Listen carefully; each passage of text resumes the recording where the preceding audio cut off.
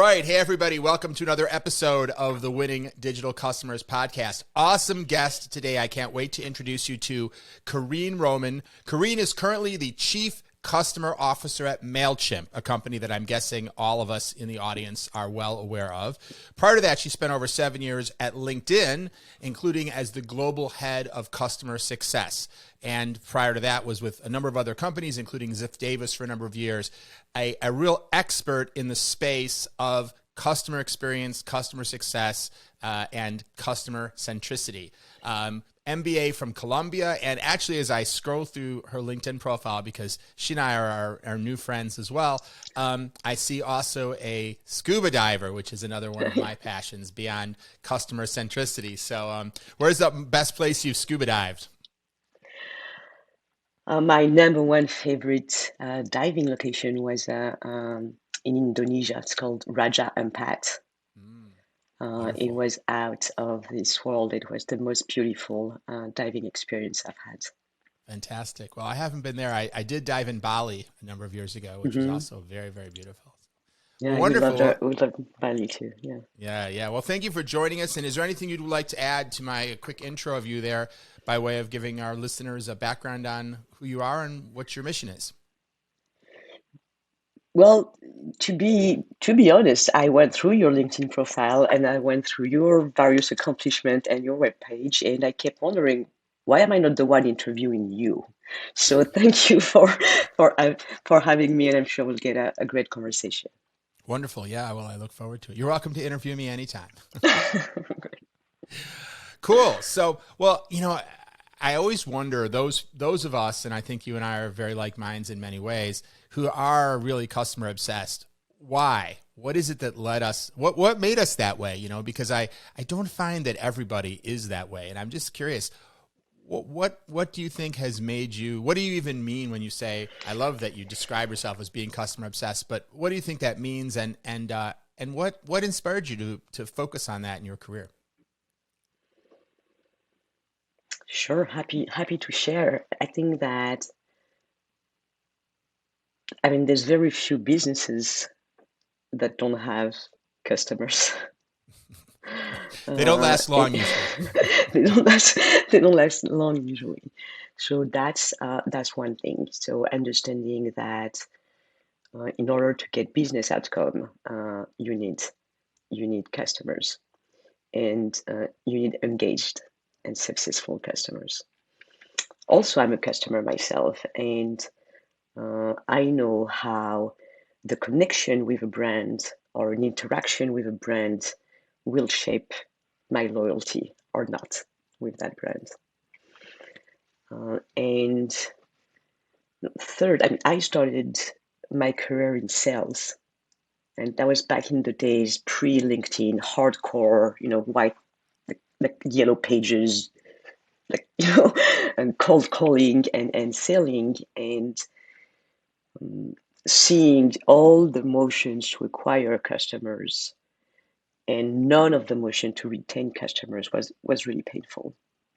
So I think these three factors combined have shaped my affinity and my belief in making decisions with the customer in mind. Hmm. Hmm. Yeah, and you've worked for some very big companies, including where you are now. Sometimes when I talk about the idea of customer centricity, I play a little clip from the show Cheers. I don't know. Now, I'm guessing from your accent, you probably didn't grow up in this country, so I don't know if I you're did familiar not. with the old TV show Cheers. Are you familiar with that? I'm not. Oh, okay. So it's a show that was very popular when I was a kid, probably like in the 80s, but it's set in a bar, and sort of it's a comedy. It's about the things that happen for all these people the regulars who go to this bar. But a lot of people, certainly people who grew up in this country, know the theme song from the show, because in the song they sing, and I'm not going to try to sing it, but the song says, sometimes you want to go where everybody knows your name, and it's about your local neighborhood bar. And but I think this idea that there's something very intimate and empathic and personal about going to your local bakery, or my wife goes to her local nail salon where they know her, where they've done her nails for years. But if you are working at a huge company, it's kind of hard to, or seemingly difficult to achieve the same level of customer intimacy as when, the owner of your local restaurant and he can greet you when you come in. I don't know that the Hi Howard message at the top of the Amazon homepage necessarily gives me the same warm feeling that somebody who really knows me, who comes and greets me. So I'm just curious, like, how do you, being that you're working in such large companies, how do you think about creating that sense of customer intimacy, customer centricity at scale? That is such an important question, Howard, and we know that creating unique experiences and creating powerful moments and emotional connection leads to better engagement and retention. How do we do that at scale? That's the question I've been thinking a lot of, and I do believe that it's possible. And it's a combination of what you mentioned, Amazon. Amazon was one of the first one to customize. You might also like this. LinkedIn does a lot of that. So there's of course data-driven mechanism and automation that can recreate some of that experience. The emotional connection has a human component that is difficult but not impossible to scale. So let me give you a couple of examples. Great.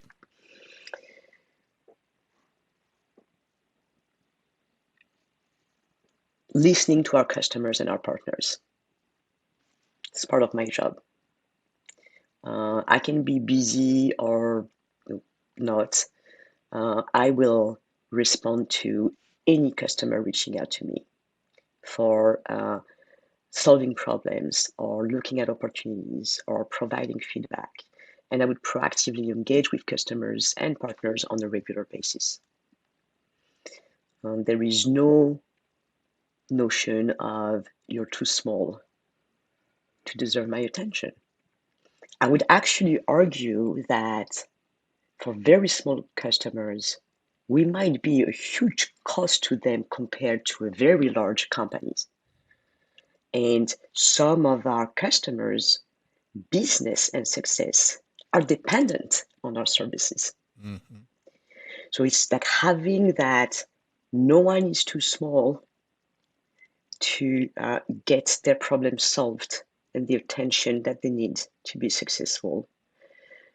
Sense of urgency, someone's business livelihood might be dependent on our services, and a true empathy and compassion for our customers. So it's trying to like walk the walk of the customer. So you can personalize and create that emotion by small actions, sending a special greeting, responding to any outreaches, sending a postcard, etc. So it is doable. It's not as scalable as the Amazon ecosystem, but it is doable. Yeah. No, I can feel your passion and commitment to that as a mission to support those customers. I think a lot of the people who listen to this share that, and they also sometimes operate in environments where it's not shared by everybody. And so someone might say, no one's too small. Someone might agree with you, but might say, but my boss says, or my CFO says, well, what's the total what's the total value of that customer? If that customer is paying us $39.99 a month, we can't spend 2 hours on the phone with them because that's our entire profit margin for 3 years or whatever else. And so how do you fight that fight in an organization, or is there some validity to that CFO's viewpoint who says, if our cost to serve that customer goes too high, then we're underwater with that customer. We can't be so focused on every customer. Is that a valid viewpoint, or how do you deal with that kind of pull in two directions of both wanting to sort of be a dollars and cents business minded person and at the same time wanting to fulfill that mission of supporting every single customer? Yeah, totally. That's a great question, and I think what you want is avoid that fight. And what I mean by avoiding that fight is provide the product and service experience that reduce customer friction and that is providing a great and seamless experience. Let me give you an example. So Mailchimp has been around for 20 plus years and went through tremendous growth. Right, the business has been valued at $12 billion, which is unprecedented, and with a handful of teams focusing on customer success or sales, which is mind blowing. And the company went through that tremendous growth thanks to a product led growth.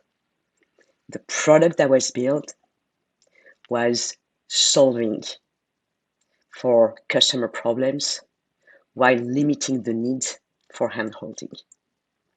So if you go further up the funnel and provide that experience, then you don't have to look at trade-offs between servicing customers, cost and scale. So there's a tremendous power of as you scale your business and you have led with a product-led growth, you start adding what's called a service-led growth, where you look at the trade-offs and you make sure that the product experience for free customers, for example, we have a lot of free customers. We were, I think, one of the first companies to go after freemium. And free comes at a cost. So how do you partner with the product team and the customer experience team and the marketing team and the engineering team, and the list go on, to make sure that the experience that we're providing doesn't require to stack up costly resources. So I would say like go further up so that you don't have to fight. Yeah.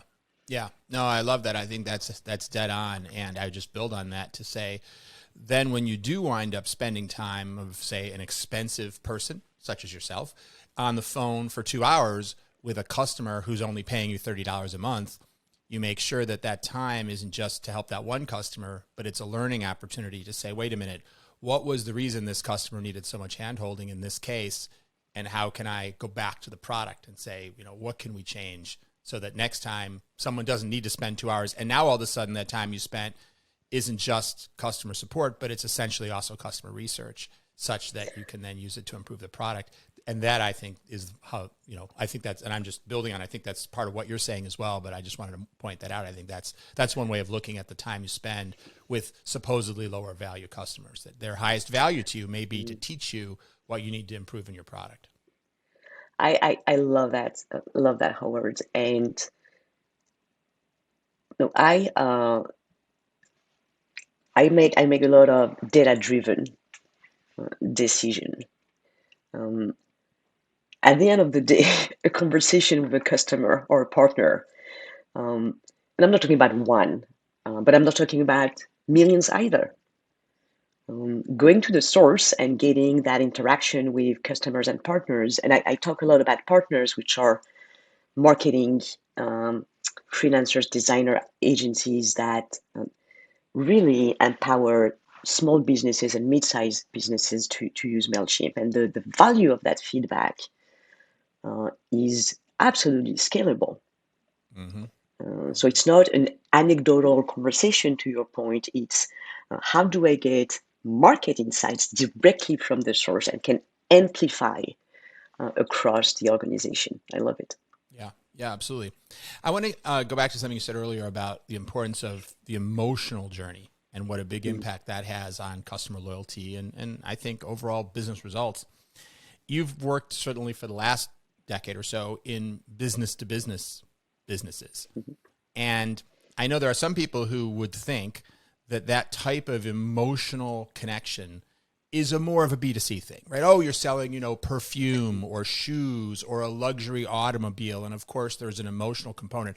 But when you're selling business services, whether it's LinkedIn, which of course LinkedIn sales are what to mostly recruiters or to people doing marketing, or, Mailchimp, where you're again selling business services essentially. Wouldn't this be more of a rational type purchase? Is this really so emotional? So of course, that's a very loaded question because I'm making it sound like it's a reasonable question, but actually I don't really feel that way. But I'm asking it that way because I'm really interested in the way that you respond to how you respond to people who don't understand why emotions would be so important in a business to business. Totally. And that's actually one of the observations that led me through joining Mailchimp. Mailchimp is a B2B company that carries the power of emotions of a B2C company, which is pretty rare. And what I mean by that is the brand itself, that little Freddy monkey, is iconic. Mm-hmm. And the reason why that connections and these emotions exist is a variety of factors. The early on, the co-founders were very explicit about going after what we call the underdogs, empowering the underdogs. So we're talking about small businesses, and that was very intentional. And it was done with a very deep connection with all these entrepreneurs. So it's certainly entrepreneurs talking to entrepreneurs. So that's how you start building that connection. The fact that we explored and launched a freemium model was a true signal that we're in it to make small businesses win. And the quirkiness of the brand throughout the years, and that was way before my time, but I can see the success of the brand and what the product design team has worked on and what the marketing team has worked on. And that's taking the impact we have on small businesses and communities extremely seriously, not taking ourselves seriously, and really showcasing our humanity and the people behind Mailchimp. So, and if you mentioned LinkedIn, I remember from my days at LinkedIn, every time I would say, hey, I worked at LinkedIn, people would be like, oh, I love LinkedIn. Mm-hmm. So you're seeing that too. So it is absolutely doable, and we can see more and more B2B companies understanding the power of emotional connection, sometime at a really hard cost. Yeah. Right? Look at the cables and telephone company. If you don't hate them, you're in hate with them.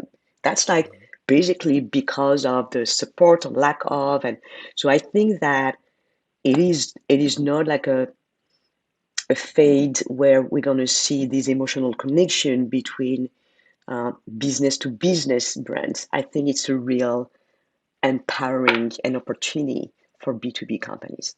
Yeah. Yeah, I absolutely agree.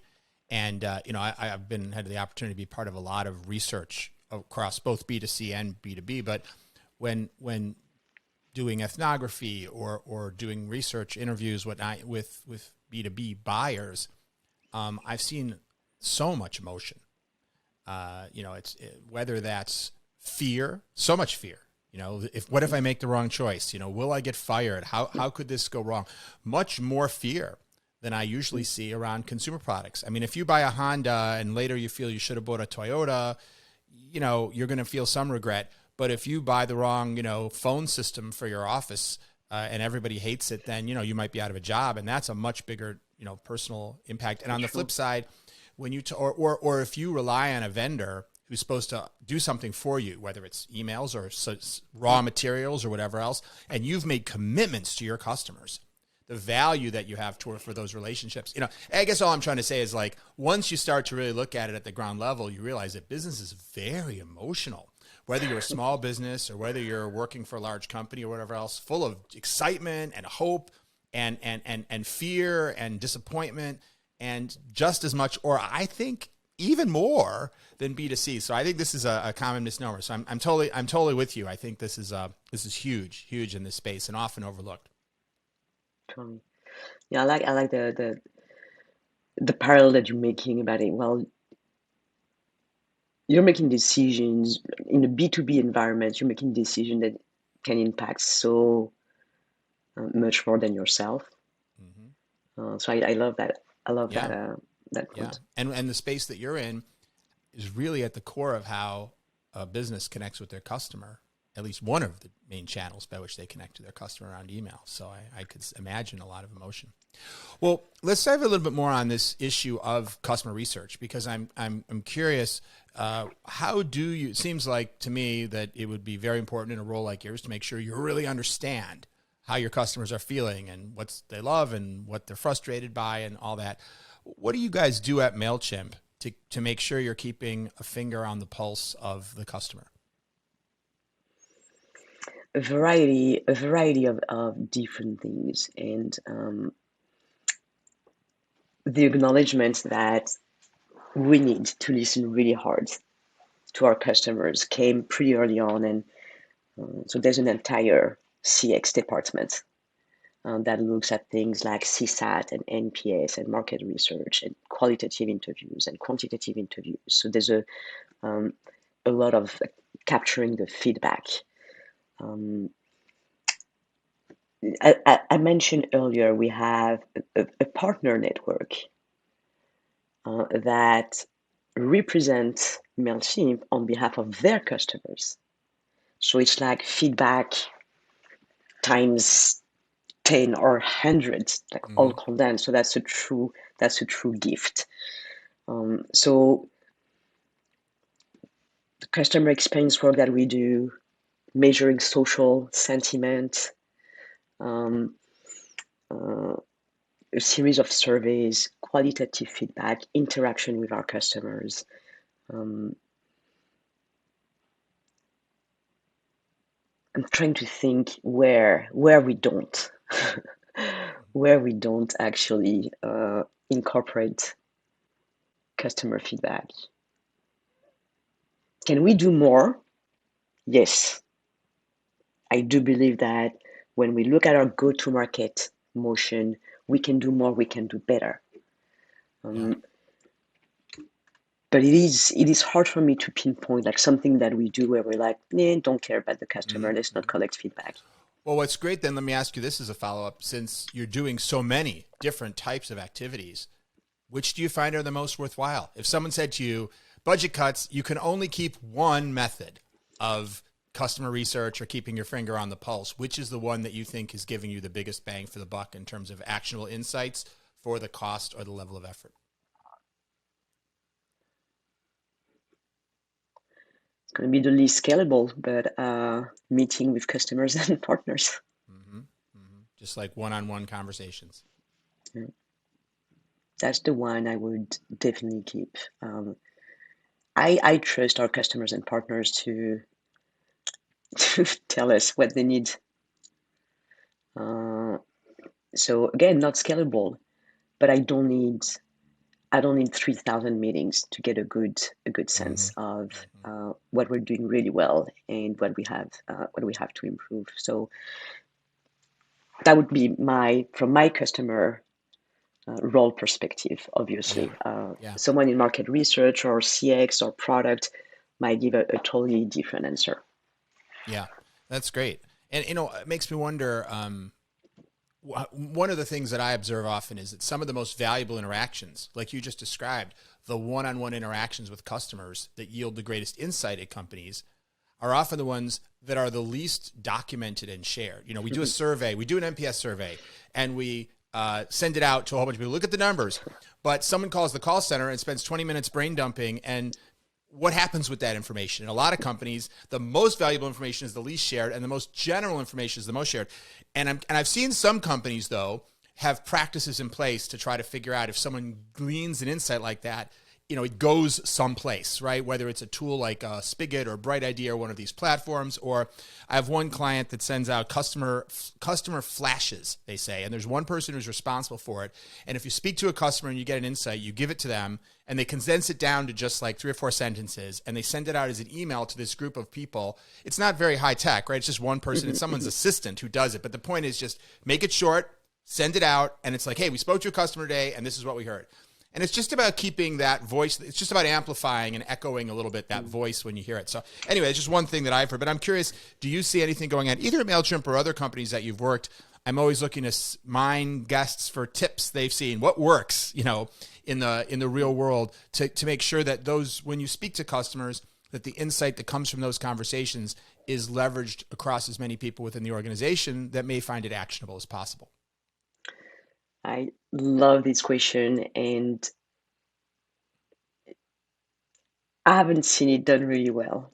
Mm-hmm. It's I've tricky. seen a lot of these like Google Doc with notes. I've seen, product customer support, monthly meeting. So I haven't seen it done so beautifully that I'm like, wow, this is the model that I'm gonna go after. Obviously, I haven't talked to to every company Yeah, sure, fair around. enough. So there needs to be a data democratization where these, what I call these gold nuggets from frontline people are being shared beyond a Jira ticketing system. Mm-hmm. Right. And so there's the what we call the customer care function, which is, hey, I have a problem. Can you help me solve it? And there's the more customer success proactive function, which is I think you can grow with us more than you're doing. I think you should use that functionality. Have you thought it? So these are, I'm going to simplify, like reactive, proactive. And I think we have an ability to align these two and transform I have a problem, help me solve it, to I can absolutely solve it. What else do you need? What else do you want to share? And close that loop with product engineering and CX and marketing, etc. So data democratization. So first having the right tools. And most often than not, teams use different tools, and tools are reflective of org design more so than customer outcome. So I believe that to do it well, you need the systems and tools to be shared and aligned across all the different teams, right? And it's not, oh, the engineering team uses this, the product team uses that, the support team uses this. So that's where I would start with like data democratization, so that that conversation with that customer can like be tagged in a certain way, and then the insight be compiled, and then et cetera, et cetera. It's not Totally easy. agree. Yeah, totally agree. And like call center data can be such a treasure trove. I feel like it's one of the most underutilized assets for customer insight, aside from the individual customer support. Yeah, actually, I had a chat with our chief product and design officer a few days ago. So we have new executive on the team, and they've been participating in a program that is like shadowing what the customer care Mm-hmm. experience is, so they can be not in the queue. You need a series of different skills and training to be Right. in a queue, Of but they course. can Listening be in. shadowing one of our reps. And Yeah. after their session with one of our reps, they're like, chatting with me like, holy shit, that was so good. How can I do more? How can I see more? How can my team? And so there is no doubt that that's kind of like golden, golden information. It needs to be democratized. Yes. It's so valuable. We tend to generalize. That's how our brains work, and eventually people develop a general idea of the customer. And then you get to sit and listen to a bunch of customers in a call center, and you see the diversity and you see the reality of what they're dealing with. And it's like going from black and white to color TV or something. I think it's hugely valuable. I'll tell you one quick story. I interviewed one guest from a major retailer, and I'm blanking on. I'm trying to remember which of two it is, so I won't say the name of it. But it was on an earlier podcast, and he was talking about how in their company, to try to get more executive focus on the voice of the customer, they take call center recordings and they curate 30 minutes of it every week. So they'll pick sometimes snippets from different calls that illustrate different issues that customers are calling in about. And then I love this part. They have a weekly meeting for only 30 minutes with most of the top executives. And the whole meeting is everyone sits down and they hit play and they play 30 minutes of these recordings. Just they're all edited together. And then the meeting's over and everybody leaves. And no one's allowed to talk. There's no discussion. There's no solutioning. There's no explanation. That's it. We just listen to the customer for 30 minutes and then we leave. And of course, there's all kinds of conversations in the hallway afterwards about, did you hear that? And what should we do about this, that? But I think that's just brilliant. Just forcing everybody to spend 30 minutes a week listening to the voice of the customer. And they said it was just and they loved it. And people would sit there and they would be laughing and they would be cringing. It's almost like watching a soap opera, listening to these calls. It's not boring at all. You'd think like, oh my God, listening to 30 minutes of call center recordings, that sounds horrible. It's not. It's gripping. And sometimes an emotional roller coaster, right? When you hear what people call in about and stuff, how could they say that about our product and what happened? And they received the product. How? Who screwed that up? How could that have happened? How could they have received a doll with two heads or whatever, So, I love it's cool. that. I actually wrote it down. Thank you. All right. Hey, I want to ask you one last question. I'm sorry. Go ahead. Go ahead. No. I just wanted to, I wanted to add that the first thing you want to do is that ensure that your customers have easy access to your customer care team or your sales team or your customer success team, and that's not the case. Right. Plenty of people trying to do the opposite, right? Yeah, all B2B or B2, exactly. So that's the premise, is that let me make it easy to talk to us, which for scale and cost reasons, it's often hidden for sure. Yeah. Well, not to mention, speaking of the world of email, how many emails do you get? Sometimes even they're like customer surveys that come from the email box, do not reply at company.com. Every time I see that, I think, oh, geez, and I know nobody sat there and I know there's technical reasons they don't have a way to deal with, but it's just like at a fundamental level, don't do that. Don't reach out to your customers for their feedback from an email box that says "do not reply" in the address name. I hope Mailchimp doesn't do that. I'm gonna check that. Yeah, you might. It's very common. Anyway, so one last thing I was curious if you had any insights on, given all the customer research that you do, is COVID. And I just did a live cast today about retail trends and how retail shopping patterns have been, of course, massively changed by COVID and e-commerce use and online pickup in store and things like that.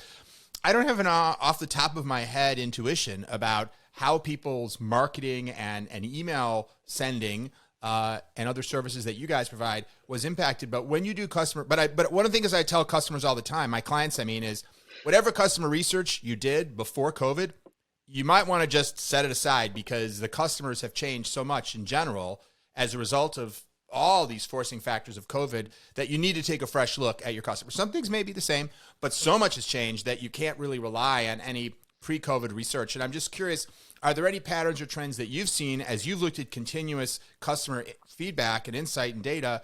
What are you seeing from customers today or over the last 18-ish months or whatever it's been that it has been a shift since pre-COVID?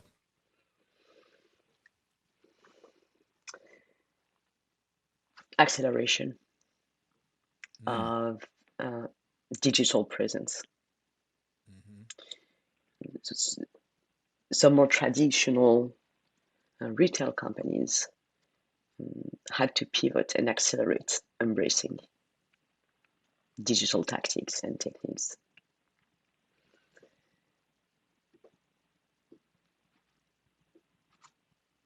Integration of several components of doing business online, right? So setting up appointments, payment, automation, building websites, creating landing pages, all of these things that could kind of live in separate worlds needed to be more connected than in the past.